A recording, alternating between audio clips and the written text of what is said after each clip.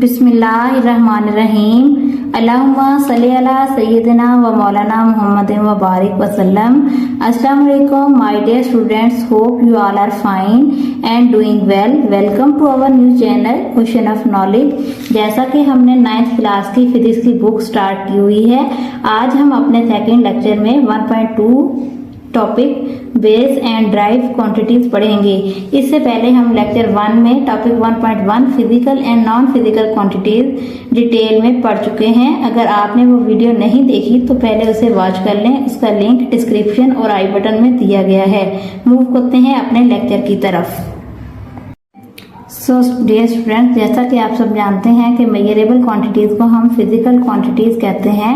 Physical quantities की दो types हैं, बेस क्वांटिटीज या base physical quantities and derive quantities या derived physical quantities. Base quantities are the physical quantities on the basis of which other quantities are expressed.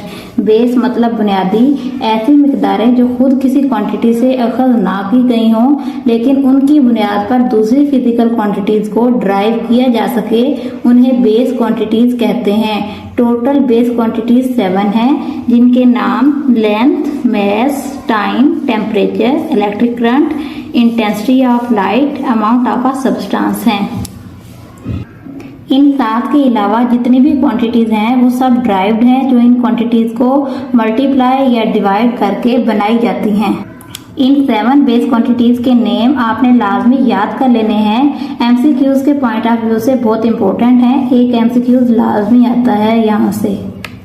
Next है derive quantities या derived physical quantities. Derive quantities are those that are expressed in term of base quantities. Derived means माखूज, यानी वो quantities जिनको बुनियादी मिकदारों से drive किया जा सके, उन्हें ड्राइव फिजिकल क्वांटिटीज कहते हैं। For example, speed is equal to distance over time. Speed को आप रिप्रेजेंट कर सकते हैं v से, डिस्टेंस को s से और टाइम को t से डिनोट कर सकते हैं। तो इसमें डिस्टेंस लेंथ है जो कि बेस क्वांटिटी है और इसे मीटर में मेजर किया जाता है। Time and other base quantity है, इसे सेकंड में मेजर किया जाता है। सो स्पीड का यूनिट बना मीटर पर सेकंड, यानी डिस्टेंस को आप मेजर करते हैं मीटर में और टाइम को यूनिट मेजर करते हैं सेकंड में। सो स्पीड का जो न्यू यूनिट आपके पास बनेगा वो बनेगा मीटर पर सेकंड, जो कि दो बेस यूनिट्स को डिवाइड करने से हासिल किया गया है। और स्पीड एक न्यू क्वांटिटी बनी है जो दो बेस क्वांटिटीज को डिवाइड करने से बनी है। इसके अलावा और भी एग्जांपल हैं, जैसे velocity, acceleration, force, volume, density etcetera. So students, typically there is no limit on the number of drive quantities. Drive quantities की कोई लिमिट नहीं है कि ये 5 हैं या 7 हैं या 10 हैं। जिस तरह से हमने बेस क्वांटिटीज का नंबर फिक्स है कि बेस क्वांटिटीज आर ओनली 7, उसके अलावा जितनी भी क्वांटिटीज हैं वो सब ड्राइव्ड हैं। लेकिन ड्राइव क्वांटिटीज के लिए कोई नंबर फिक्स नहीं है। ये ऑब्जेक्टिव के लिए बहुत इंपॉर्टेंट बात है, इसे आप याद रखेंगे। डियर स्टूडेंट, नेक्स्ट टर्म है measurement of a physical quantity. Physical quantity को मेजर करने के लिए किन चीज़ों का मालूम होना ज़रूरी है, आइए समझते हैं इसे एक आसान सी एक्टिविटी से। ये एक्टिविटी आपकी बुक में भी गिवन है।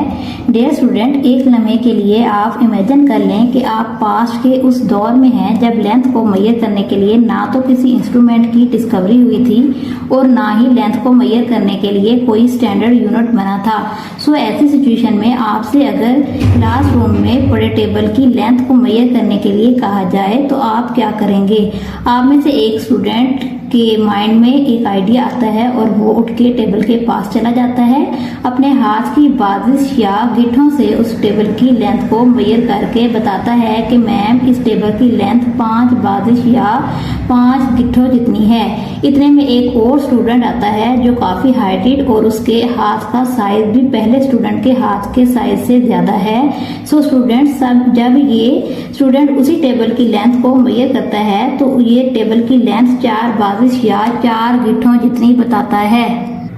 एक और स्टूडेंट जिसकी हाइट कम है, उस हिसाब से उसके हाथ का साइज भी इन दोनों के हाथ से छोटा है, वो उसी टेबल की लेंथ 6 बाजिश या 6 गिठों जितनी बताता है। सो डियर स्टूडेंट, इस तरह के सिनेरियो में आप सब कंफ्यूज हो जाएंगे कि किसकी बात पर यकीन किया जाए और ये जाना जाए कि इस टेबल की लेंथ एक्चुअल में कितनी है। सो हम इस कंफ्यूजन से बचने के लिए एक स्टिक लेंगे और उसकी लेंथ को फिक्स करके उसे एक स्टैंडर्ड बना लेंगे।